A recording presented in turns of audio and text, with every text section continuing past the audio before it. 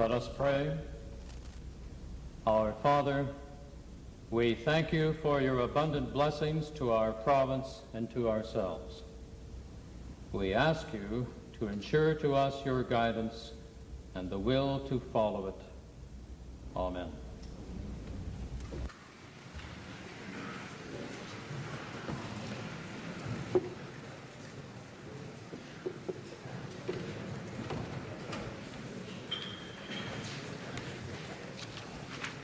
Introduction of visitors.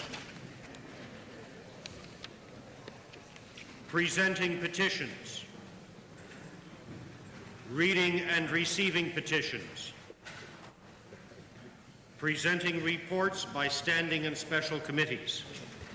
Mr. Speaker, pursuant to Standing Order 93, I have taken under consideration the petitions for private bills which have been received by the Assembly and wish to report that all those petitions have complied with Standing Order 89 with the exception of the petitions of Roy Louis, Muriel Stanley Venn, and Rufus Goodstriker for the Alberta Native Business Summit Foundation Act, the petition of Timothy Z. Marshall for the Timothy Z. Marshall Bard Mission Act, the petition of the Calgary Research and Development Authority for the Calgary Research and Development Authority Amendment Act 1986, the petition of the City of Edmonton and Northwestern Utilities Limited for the City of Edmonton and Northwestern Utilities Limited Agreement Act 1986, the petition of the Lethbridge General and Auxiliary Hospital and Nursing Home District Number 65 for the Galt Scholarship Fund Act, the petition of Merrick Henry Kupik for the Joanna Olivia Kupik and Agnesia Jennifer Kupik Adoption Act, the petition of Jerry Selinger, Jim Leonard, John Edwards, and Don Patterson for the McMahon Youth Services Foundation Act, the petition of the St. John's Institute for the St. John's Institute Amendment Act 1986, the petition of the Institute of Management Consultants of Alberta for the Certified Management Consultants Act, the petition of the Most Reverend Bishop Paul J. O'Byrne, William D. Dickey, QC, the Honorable Frank H. Quigley, Roy A. Farron, and Yolande Gagnon for the St. Mary's College Act.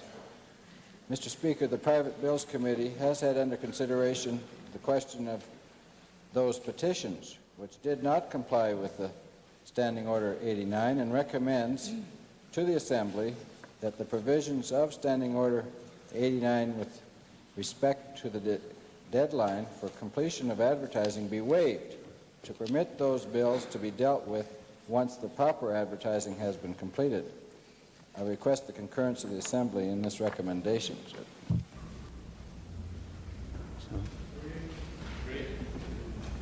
I'm glad there's concurrence.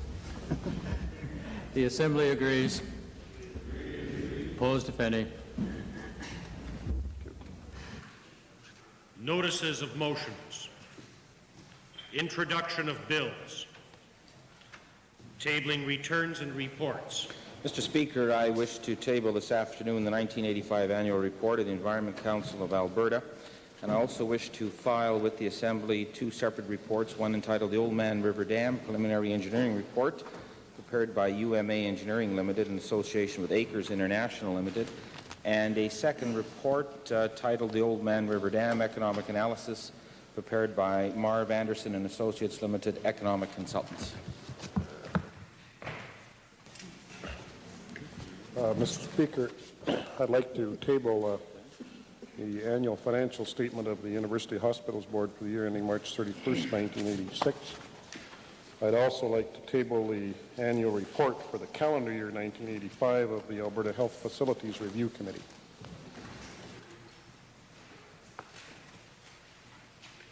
Introduction of special guests.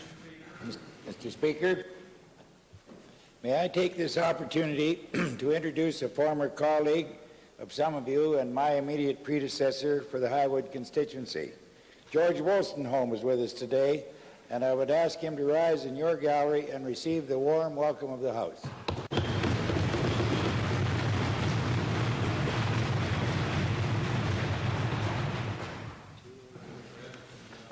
Mr. Speaker, it's my pleasure to introduce to you and through you to members of the Legislative Assembly a lady who many years ago married an American and went down to the States, and she's came back up here with a granddaughter to show her roots and good old Alberta. And I would like for Pat Childress and her granddaughter Tara Ward to rise and receive a warm welcome from the legislature.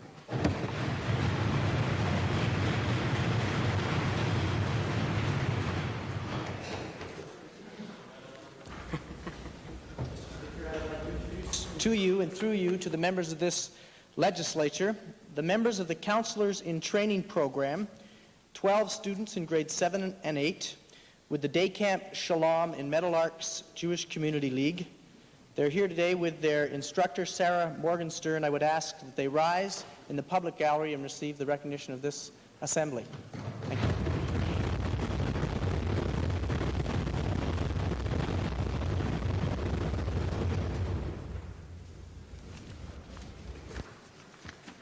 Mr. Speaker, I would like to introduce through you to members of the legislature a group of citizens well known to both you and the member for Cypress Redcliffe. Members of the legislature should be aware that the Speaker and the honourable member for Cypress Redcliffe have devoted hundreds of hours to the task performed by this group of people.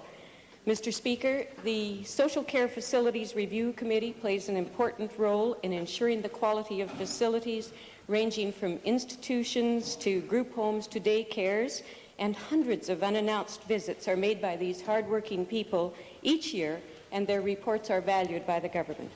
Mr. Speaker, I'm proud to be able to follow you as chairman of the Social Care Facilities Review Committee, and would like to introduce in your gallery Rita Nyback, vice chairman of the committee from Camrose, Glenna Bell from St. Albert, Uta Davies from Calgary, Jackie Moore from Calgary, Doreen Norman from Calgary, Edward Poppet from Calgary, Carol Wilmot from Calgary, George Wollstonholme, formerly introduced by my colleague from Highwood as a former member for Highwood, and Susan Zakwiski from Edmonton.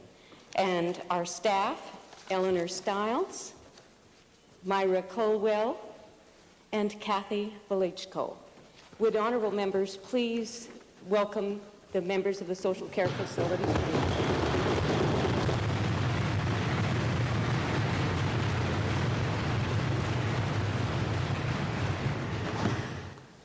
Mr. Speaker, I'm delighted today to introduce a woman from the City of Calgary on behalf of all of my Calgary colleagues, a woman who has served the City of Calgary for a number of years, and we're delighted to have her with us in the gallery today.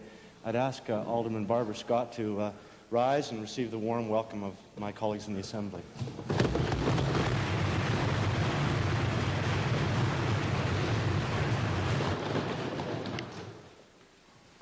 Mr. Speaker, it gives me a great honor to introduce to you and through you my predecessor, who is known certainly by a number of the people in the House.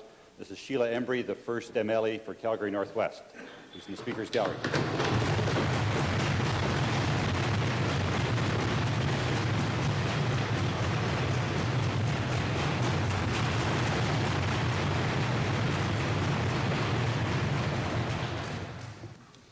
Mr. Speaker, it's a privilege to be able to rise and introduce to you, and through you to our colleagues, a distinguished Albertan who has given many volunteer hours to those less fortunate in our society. I'm speaking of Mrs. Mary Ort, President of the Canadian Mental Health Association, Alberta Division. I would ask you to join with me in welcoming Mary to our Assembly.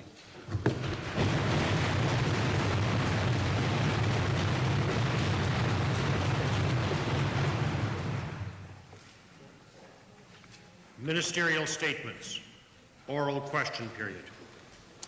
Mr. Speaker, I'd like to ask a question with respect to what I think is called the Guaranteed Employment Program for Good Tories. I'd like to ask the Gepper, the Premier, if he's consulted with the Minister of Manpower to review the advisability of appointing that minister's former business partner to a new appointment as Director of Business Immigration in the London office. Yes, I did. Yes, I did, Mr. Speaker. The need was there. The individual, we feel, has the talent, the ability to fulfill the job in an outstanding way, and we were pleased that he was willing to take on this responsibility. Well, Mr. Speaker, I think the public might have a different perspective. Mr. Speaker, I wonder if the Premier is going to be developing any new guidelines to put a control on this kind of patronage bonanza, or is the government satisfied that confidence in government is enhanced by this kind of thing?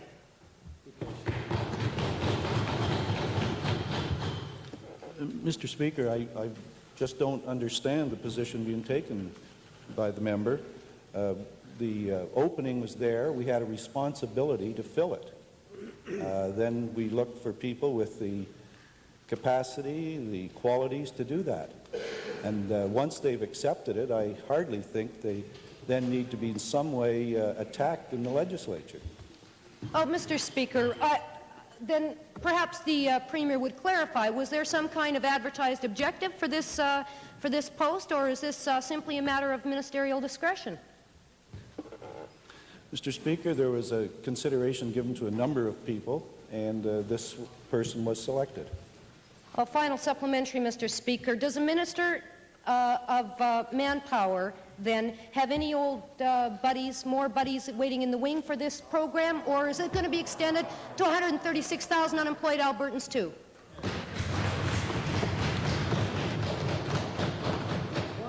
No, Mr. Speaker.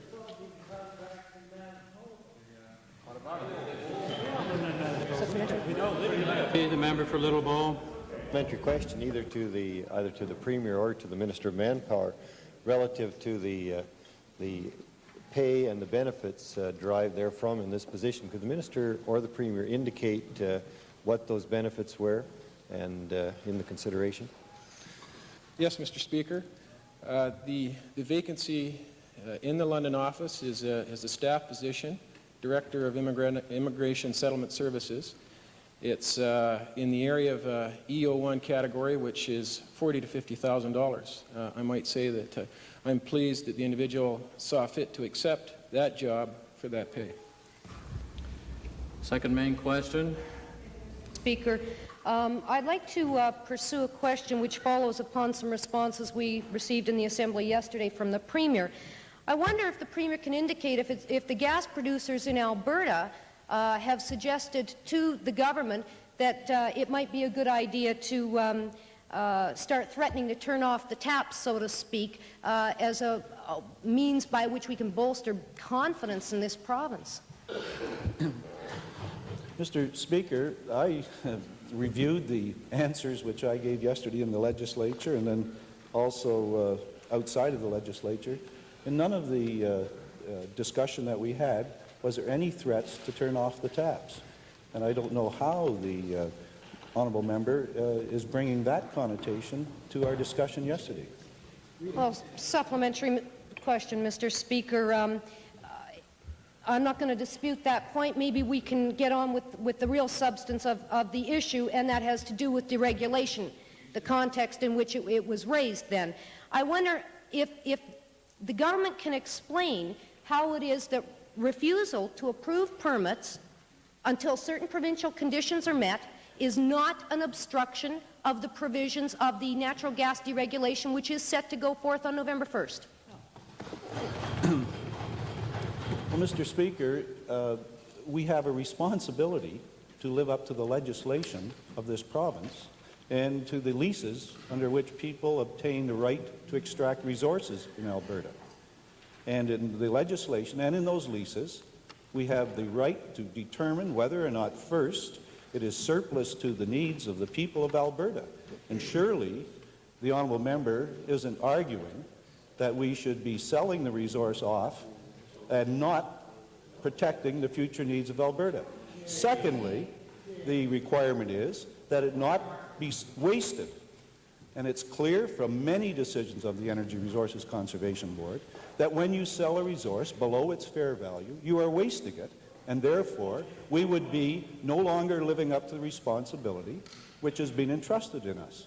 I see nothing wrong with living up to those two features, and I don't understand what position the opposition is trying to take. Should we not save for the future for Albertans' needs? And secondly, should we not sell at fair market prices? Yeah, Mr. Speaker, that's exactly what we're looking for, is to save those resources if the prices can't be sustained. What I'm getting at is it the government policy that it's deregulation if necessary, but not necessarily deregulation? So my question would be then, is the government still aiming for that deregulation? And if it is, how is it reconciled with the long-run export agreements and free trade policy that this government is also pursuing? Well, Mr. Speaker, long before there was price regulation, the legislation and the leases were still the same. We had the responsibility to fulfill those requirements I just mentioned. It had nothing to do with price regulation. It's a responsibility entrusted in the government on behalf of the people of Alberta. The ultimate right of someone who owns something is to decide whether you want to sell it at the price being offered. We carry out that responsibility for the people of Alberta. It has nothing to do with deregulation. And I don't know how the honourable member is dragging that into it. It's a responsibility we fulfill for the owners of the resource, whether or not it should be sold at a certain price. That's the ultimate choice of any owner in a sale. One final supplementary, Mr. Speaker. If I may, I would like to correct a misconception that the honourable member is leaving, and that is that deregulation and being concerned about supply is contrary to the agreement. It's built right into the agreement that says nothing in the agreement shall limit the producing province's powers or their ability to meet their responsibilities in relation to their ownership and management of their natural resources. Some other quotes I'm prepared to give later, Mr. Speaker. I've got the same agreement. Okay, one final supplementary then to the Premier. I think this might settle the issue. Will it now be government policy then that the government will hold up out-of-province sales whenever feedstock prices are higher for Alberta's petrochemical industries than for central Canada's? Mr. Speaker, what we will do is exercise the responsibility that I've outlined several times before in the House, and perhaps I should repeat it again. We will insist that Alberta's future needs are protected, and secondly, we will insist that a resource is not wasted by being sold below fair value. Supplementary, member for Little Bow. Mr. Speaker, supplementary question to the Premier. It's with regards to the use rate in the Montreal market of gas. Could the Premier indicate at this time whether that use rate has increased or is on the decrease at the present time? About 3 years ago, there was about a 15% decrease, and I was wondering, has that changed in terms of the economic, somewhat stable situation in both Ontario and Quebec right now? Mr. Speaker, I'm uncertain about the term use rate. Use rate? I don't quite get the intention of your question. Mr. Speaker, in clarification to the Premier, the amount of gas that is shipped into that market would be the figure that I'm talking about. I should check if the honourable member is asking, Mr. Speaker, has it been declining or increasing the amount of gas going into the Montreal market? For a period of time, it was definitely increasing steadily because new markets were being found and the pipe lines were being extended throughout Quebec. It may be that with lower oil prices that there could be some conversion going on, which back to oil, which may be slowing that down. However, it's a good question. I'd be happy to get the information and provide it. Member for Westlock Sturgeon. Supplementary, Mr. Speaker, to the Premier. Is he saying that his government, or this government, is prepared to abrogate the October 31st, 85 agreement in natural gas where it provides that the purchase and sale of natural gas shall be freely negotiated? No, Mr. Speaker. Main question, Leader of the Liberal Party. Mr. Speaker, to the Premier, where this puzzling jump back and forth between NDP and Conservative policies, I'm trying to understand just what the government is proposing when they refuse to allow gas exports if the prices fall too low. what is the government doing before the fact, before deregulation, to prevent prices from falling too low? In other words, what are we going to do to try to keep the prices up rather than what we're going to do after the prices have gone down? Mr. Speaker, these are commodities that sell in the world markets, and they are related to competing prices of other fuels, and that's a fact that we live with. Supplementary, Mr. Speaker. How will the Premier explain a policy of restricting gas removal from Alberta in light of Clause 23 in this October 31st, 85 agreement, which also provides that producing provinces will not use control of exports to frustrate the intent of the agreement? You are frustrating the agreement. Well, Mr. Speaker, I must be communicating poorly to the honourable members, because we have a responsibility under the legislation that we must fulfill on behalf of the owners of this resource, the people of Alberta. First, to protect their future foreseeable needs. We do that by estimating the amount of the resource, and then the needs as far into the future as we can make a decent estimate. Secondly, under the waste and other conservation features of our legislation and our leases. And these were drafted by people long before we arrived here, but well done. And they require us to determine that the resource is being sold at fair value, or else it's being wasted and shouldn't be sold, and therefore we would not do it. Second supplementary, please. Mr. Speaker, to the Premier, each statement by itself makes sense, but together they conflict. But will he simply, considering if he's talking about the ancestors or the answers to what people did in the agreement, Section 92 of the Constitution Act of 1982, isn't that long ago, may prevent Alberta from restricting exports to other provinces. It says quite simply, Mr. Speaker, if you may allow me a second to read the one line, but such laws may not authorize or provide for discrimination in prices or in supplies exported to another part of Canada. How is the Premier going to break the Constitution and get away with it? Well, Mr. Speaker, we had a tremendous debate in this nation over that very fact that the honourable member's party, supported by the NDP, tried to steal the ownership rights of Alberta to its resources. We were able under tremendous duress to fight them off. And it's now accepted clearly the ownership rights that Alberta has. We knew it was there in the beginning, and it's been proven. And it's hard for me to believe that elected members in this legislature are now opening that fight again on behalf of the other side.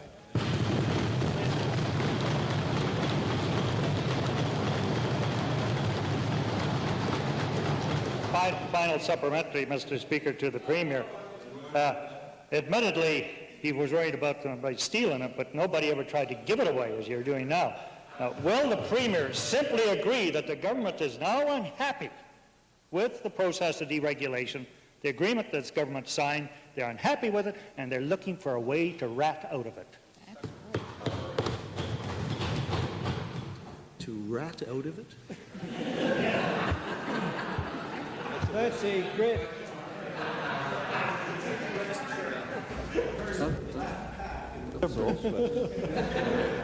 Chair recognizes the member for Clover Bar. To the Honourable Premier, I may have missed the point the Premier made yesterday on the reserves, because when I first came into this Assembly, Mr. Speaker, we were looking at 40-year reserve of natural gas, then went down to 30, and now it seems to be going lower. Is there a figure that the Government of Alberta has established that we must have X number of years reserve for the people of Alberta before we consider selling gas outside of our province? Yes, Mr. Speaker, it has been a 30-year reserve. Member for Edmonton Highlands. Supplementary question to the Premier, Mr. Speaker. With respect to the natural gas deregulation agreement, which does stipulate clearly under point number 13 that where contract negotiations, etc., take place in good faith, voluntary basis, there will be no attempt to obstruct those commercial transactions by the government. Will the government, under the situation of depressed oil and gas prices, at least look at holding off on the deregulation till the industry is stabilized? Mr. Speaker, that's quite a different question, and one which we have answered several times in the House before. And it is true that members of the industry are concerned about deregulation, particularly with regard to some recent moves of the National Energy Board, which has caused them some concern.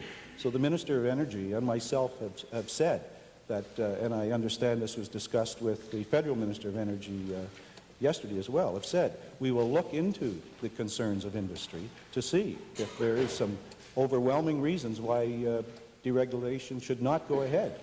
And if the reasons become obvious, then obviously it wouldn't. I mean, there's nothing magic about signing something and then blindly going through with it when conditions change. So there's no problem that way at all. It will be fully considered. Leader of the representative party. Mr. Speaker, my question is to the Minister of Environment, and it's with regards to a comment in question period that there will be no profit possibly in the development of the Swan Hills disposal plant. Mr. Speaker, given that the agreement guarantees a rate of return to Bow Valley Resources, I was wondering if the Minister has any figures on projected losses or revenues for the first 3 years of operation of that plant when it is in operation. Mr. Speaker, in about 30-some-odd minutes from now, I understand that the estimates of Alberta Environment have been subpoenaed here before the Assembly, and it'll be my pleasure at that time to provide considerable detail in a whole series of questions, and if the honourable member would like to wait a few minutes, we can do that, but perhaps he doesn't, so I'll just answer the question. The comment that I made the other day had to do with a no-profit factor that would be accrued by the subsidiary of one of the partners in the joint venture. The subsidiary is Chem Security Limited, who will be building and constructing the plant at a cost basis. That was the comment that I thought that I had made. Now, if there's any misunderstanding with respect to that, I'd be happy to clarify. Mr. Speaker, a supplementary question to the Minister. In terms of Bow Valley Resources, not quite the parent company of Chem Security's, will they be guaranteed a rate of return in terms of their investment? Yes, Mr. Speaker, that has been explained and answered on several occasions now. Essentially what the rate of return will be a composite number that basically works out to 13.114%. Should the partner be at 47% income tax rate, but it's decreased on a depreciation factor of 10% per year over 10 years, that would be the rate of return for the capital investment. Mr. Speaker, I appreciate that complicated formula, but that's not my intent. What my concern is what are we committing ourselves to as a legislature or a government in terms of subsidizing that operation and guaranteeing that rate of return? And that's why I asked my initial question. Does the Minister have any dollar figures in terms of the cost projections of either losses or revenues in the first 3 years of operation of the plant? Well, essentially, Mr. Speaker, there are, I guess, three factors involved in this. One we already talked about is Chem Security Limited getting no return, building the plant at cost. The second one is the investment, the capital investment that the two partners would put in, Bow Valley Resource Services at 60%, Alberta Special Waste Management Corporation at 40%. The guaranteed rate of return would be on the Bow Valley Resources investment on the basis of 60% of the joint venture. Now, there's one other aspect attached to all of this, and of course that will be the transportation component of it, which we talked about yesterday. So basically we're talking about 3 separate items. I think I've answered all 3 now on at least 3 occasions, Mr. Speaker.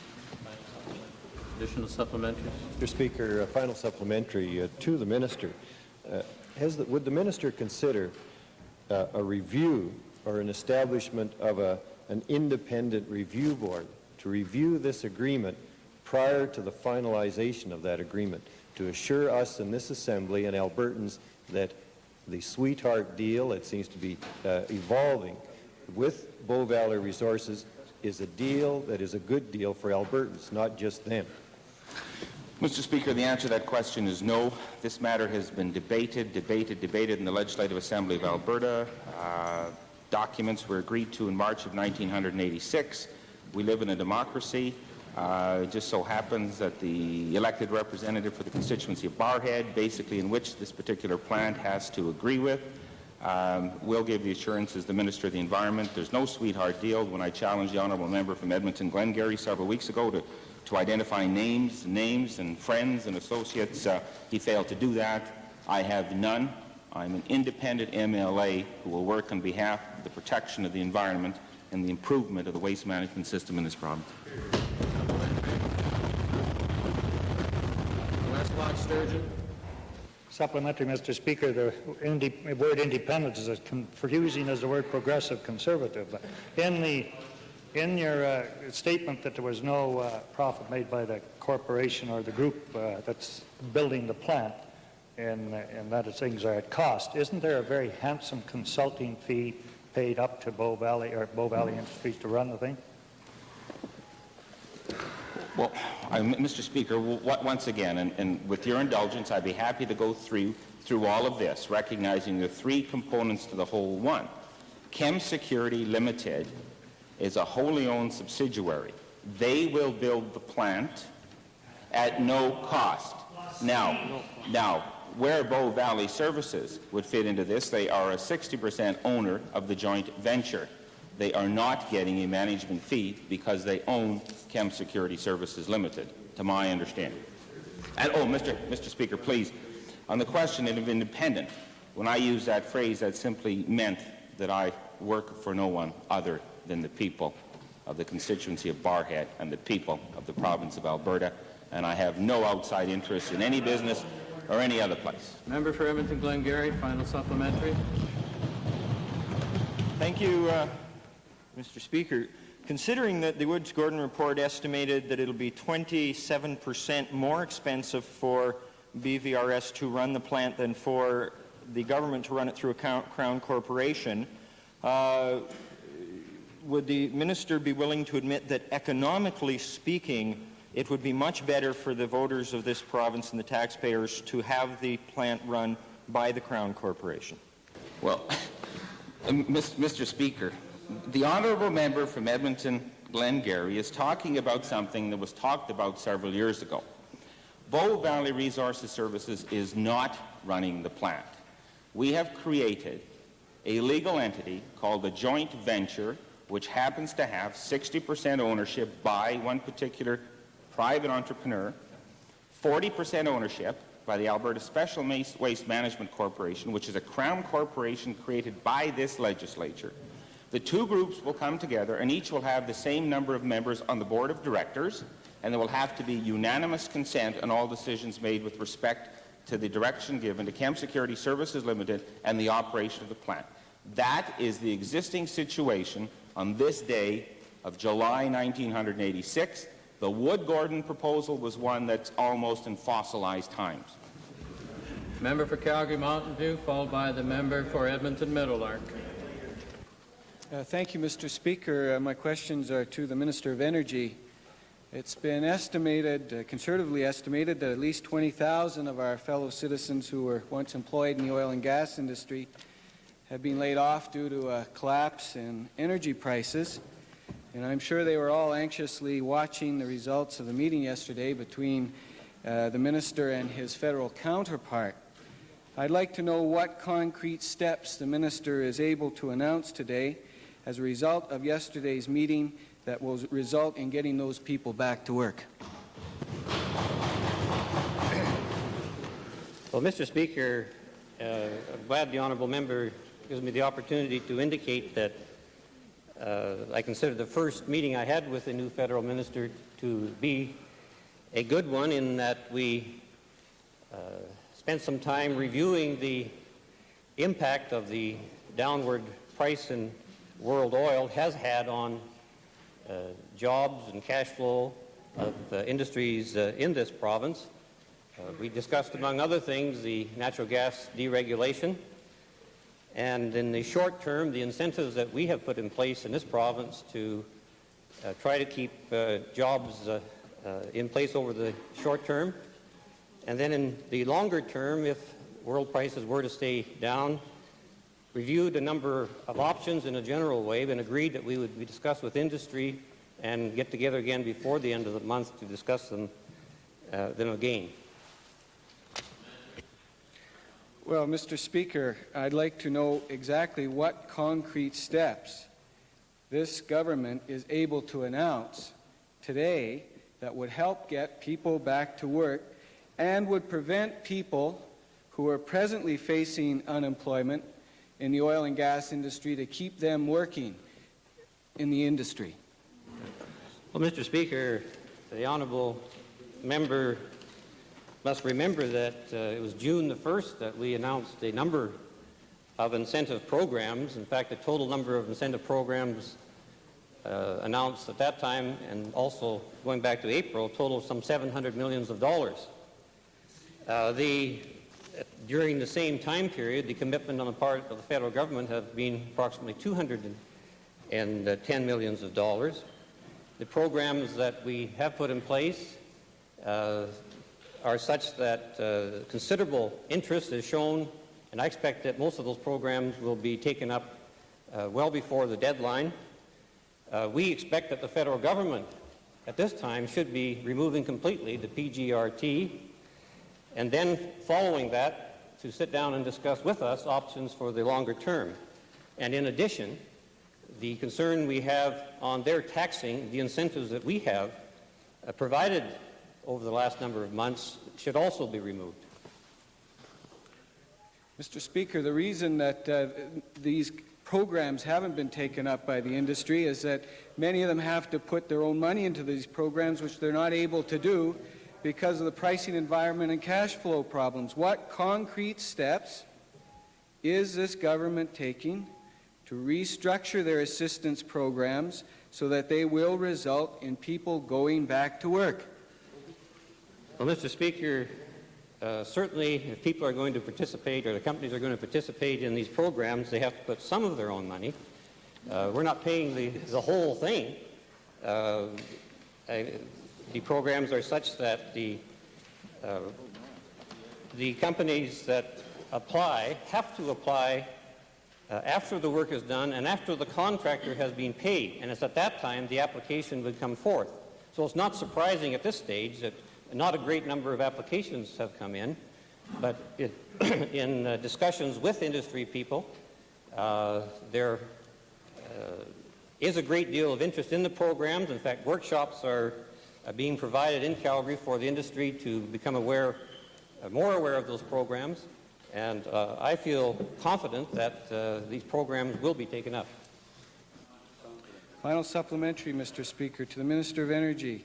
Is this government too embarrassed to ask for concrete help now from Ottawa, now that the Western Accord, which they asked for, has proven to be a disaster for tens of thousands of unemployed Albertans? Mr. Speaker, the unmitigated disaster was a national energy program put in place by our friends of our Liberals sitting across here and supported by these people. The Western Accord, the Western Accord was an agreement to correct the disastrous national energy program. Point of order will not be heard until the end of the question period. I've made that manifestly clear on a number of occasions. Thank you. Continue, Honourable Minister. Have you completed your... Well, just to say that, Mr. Speaker, I just cannot understand the position of the honourable members across the way who sit unembarrassed with the national energy program that came into place a few years ago. It brought about the petroleum gas resources tax that we've been saying we should be getting rid of. And we've been asking the federal government to get rid of that tax as soon as possible. And the other day they were in here trying to put strings on the removal of that particular tax. I just don't understand them. Member for West Loch Sturgeon. Supplemental, Mr. Speaker. Sounds like feeding time at the zoo over there. But supplemental, Mr. Speaker, to the Minister of Energy. That's what I like about their front bench. They're all living in the 1970s. But what about was an equity package discussed to assist the small oil producers? And was the program considered in any way? With the federal minister. I'm sorry to ask something for the 1980s, but could you? The only reason I'm hesitating, Mr. Speaker, is that I'd like the honourable member to sit down. The meeting yesterday, as I mentioned, was a general discussion. The honourable member came out to Alberta within 1 week of having been sworn into his office and indicated he was coming back out again before the end of the month to discuss the energy situation in more detail. We did discuss some of the options in a general way and the need for us to consult further with the industry, and he's doing that today, and he did it yesterday, and I'll be meeting with these groups again very soon.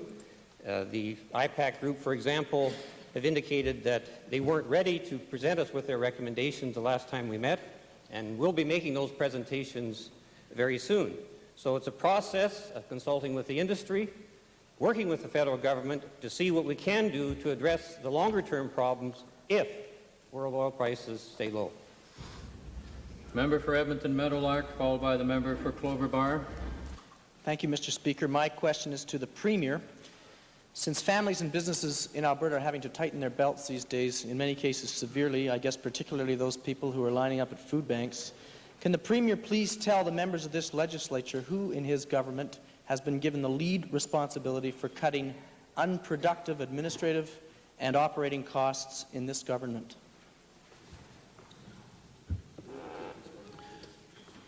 Mr. Speaker, it would be a matter that would be a matter of judgment. Every minister, or deputy ministers, employees throughout the government would have that responsibility, always balancing it off with the need to provide to Albertans the services which they ask for and require. It's not an easy balance, but it's one I think we try to do and work at it very hard. It's not, I've heard over the last several weeks in the legislature many demands for more spending, but it's a balance. You can't have enough money, I guess, to spend as much as members in the opposition would like, and we would try whenever possible to eliminate waste when we can find it. As I said, no one's perfect in that regard, and when the members opposite have good suggestions, we'll certainly follow up on them. Mr. Speaker, to the Premier again. Management principle tells us that when everybody has a responsibility, nobody has it. Is the Premier therefore admitting that he has not developed a concerted cost-cutting program complete with focused leadership, targets, objectives, and review mechanisms? Mr. Speaker, almost three-quarters, I guess, of the budget goes into people services. And while we try to make sure that those funds go out to help the people of Alberta in the best ways possible, we also try to make sure that it is done without waste. That's a management challenge and one that we work at very hard. Mr. Speaker, to the Premier again, could the Premier please inform us whether he is satisfied that this rather vague and laissez-faire approach without true focus and without true direction to cutting costs is really operating effectively when operating costs are up $700 million. Operating costs, administrative costs, are up $700 million this year over last year. Mr. Speaker, no, I don't think you're ever satisfied. Because it's something you're continually working at. It's a large budget, in excess of $10 billion. It's a budget that tries to meet the needs of Albertans, and we're never satisfied that it's completely as efficient as it should be. To the Premier, final supplementary. In fact, not one department in this government has cut its operating budget significantly. Is it not time for the Premier to step in and to begin to manage himself in a very directed way this important area of government policy at this time? Mr. Speaker, in the development of the budget, myself, along with other members of the Treasury Board, are involved for hours and hours and weeks and months on end in trying to hit this balance. As I said, it's never totally perfect, but we work at it very hard. And as I said also to the honourable member, that we're prepared to look at any suggestions they have when they can point them out to us. Member for Clover Supplementary, the member for Edmonton Kingsway. Yes, Mr. Speaker, I wonder if the Premier would consider that his government, rather than just cutting administrative costs as such, would consider, in trying to cut those costs, shift the dollars saved to frontline services, which certainly have been suffering.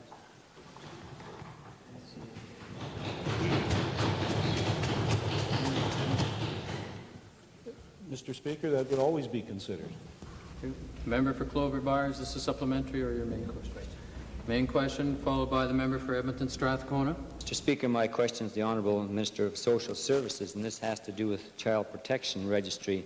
Can the Minister indicate what the status is of the Child Protection Registry, as it, I'm concerned about the computer list that has been kept about suspected or people suspected of child abuse. Can the Minister indicate what the status is of the Child Protection Registry, first of all? Mr. Speaker, I think the honourable member may be alluding to a situation that was present a couple of years ago where people who were purported to be offenders were in fact, names were on files, and there was concern about that, and that practice was discontinued some time ago. Mr. Speaker, to the Minister, can the Minister indicate then what process is in place now to register child abuse complaints, either suspected ones or malicious ones, because there are those too? Well, Mr. Speaker, there's obviously a process that might happen at a district office or through the child abuse line where somebody could register a complaint about a supposed offense, and it would depend on how it arose in terms of the specifics as to how it was handled. But I can assure the honourable member that an alleged perpetrator's name would not show up on a file. Mr. Speaker, to the Minister, can the Minister indicate what process is in place where parents, say foster parents, have been suspected of abusing a foster child, and this information would not be on that list, but the information would be on the child's list? Can the Minister assure the Assembly that this prejudicial list or information would not be held against the foster parents? Mr. Speaker, I stand to be corrected, but I'm quite sure I can give that assurance, but I would get back to the honourable member if it were not so, because I believe they'd fit into the same category as anybody who would be alleged to have committed an offence. Member for Edmonton Avonmore. Yes, to the Minister of Social Services. What process is in place to keep track of people against whom unproven allegations are made, to determine if in fact there are a series of allegations which may come from different places, as abusers may move from one hospital to another to a doctor, so that one can determine if there's a long-term pattern of abuse? Mr. Speaker, I don't believe we would have in our system a tracking mechanism where people who have been cleared of allegations, that their names would be kept on file and continue to be hounded in some manner. Member for Calgary-Buffalo. Speaker, a supplementary. Could the Minister please tell this House what she means by proven as opposed to unproven allegations? Does a proven allegation require a criminal court conviction or some other objective determination, or is this an internal departmental decision? Mr. Speaker, if it is believed that there is evidence that shows that an offence could have likely taken place, this immediately must be put in the hands of the police authorities for investigation, because it is a criminal offence, in my understanding. Member for Edmonton Strathcona, and if there's time, member for Edmonton Belmont. Thank you, Mr. Speaker. My question is to the Solicitor General, Mr. Speaker, and it pertains to the Townsend inquiry, which honourable members may remember resulted in a fatality inquiry report by Judge Rolfe in October of last year. Will the Solicitor General be good enough to tell us what his decision has been with regard to the review of police policies on this case, on the matter of the use of civilians to trap criminals, promised by the former Solicitor General on the 25th of October 1985 in response to Judge Rolfe's critical remarks concerning police practice in that particular case? Mr. Speaker, thank the honourable member for Strathcona for the opportunity to express my appreciation to the police forces in Alberta for the exemplary job they're doing. This particular instance, the City of Edmonton Police Force was involved. The review committee that has been suggested by the Assistant Chief Justice Rolfe was to consist of the Police Commission, one independent policeman from a community which, pardon me, was somewhat larger than the Edmonton Police Force, as well as some citizens. This particular review committee has been structured with Deputy Chief Scott from the Toronto City Police chairing it. The review is to commence on July the 25th, at which time the Police Commission will provide my office with the report. I then propose to discuss this report with the chiefs of police and police commissions throughout the province to find out whether their particular recommendations are relevant to the policing in the province as a whole, at which time, if there are any recommendations needed, will be forthcoming. Yes, thank you, Mr. Speaker. Is the inquiry then, in the first place, or I guess the inquiry proper, to be confined, Mr. Speaker, to the circumstances of the Townsend case, or will it look at comparable procedures elsewhere in the province or elsewhere more widely? Mr. Speaker, the review, as outlined, will pertain to the City of Edmonton Police Force only, and from those recommendations, my proposal is to allow the police commissions and the Assistant Commissioner of K Division RCM Police to analyze the recommendations and compare them to their particular procedures with their recommendations where improvements might be made. As well, I would propose to have it brought up as an agenda item on the Chiefs of Police of Alberta at their annual meeting to have their recommendations where any improvements might be made. And Mr. Speaker, could the Solicitor General tell us who the other members of the inquiry board will be?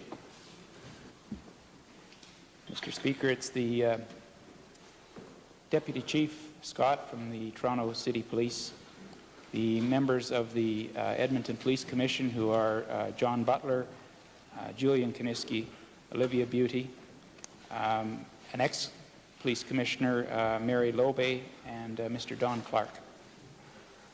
And finally, Mr. Speaker, when is it expected the report will be made? That I don't have information on. I know it is to commence on July 25th. They're trying to move as quickly as possible. I would hope that it would be prior to the end of August. Final supplementary. The time for question period has expired, though. I'll be brief, Mr. Speaker. In light of the fact that Alberta is one of the only, if not the only province which does not have a provincial police commission, what mechanism does the government have in place to ensure uniformity of approach by the police to issues such as this one in the absence of such a police commission? Mr. Speaker, a police commission was proposed in the Police Act. I forget the particular bill number that was tabled and has now been brought back for discussion.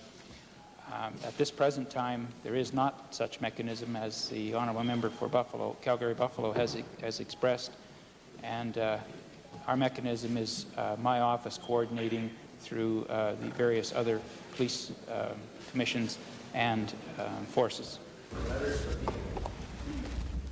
Mr. Speaker.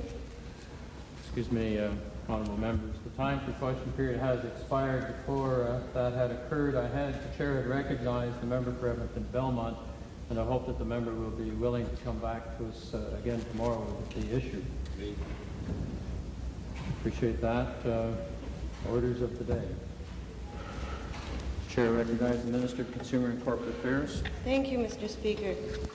I wish to deal with a statement that I made yesterday in response to a question from the member for Edmonton Kingsway.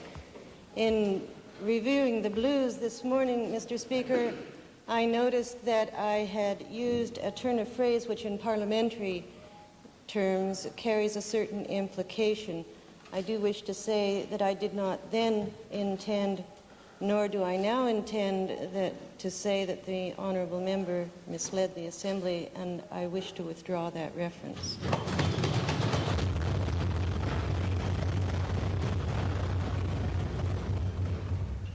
The Chair begs the indulgence of the House. At the end during question period, there was a point of order raised which the Chair referred to the manner that we would have it raised at the end of question period. Might we revert to hear that for a moment, please?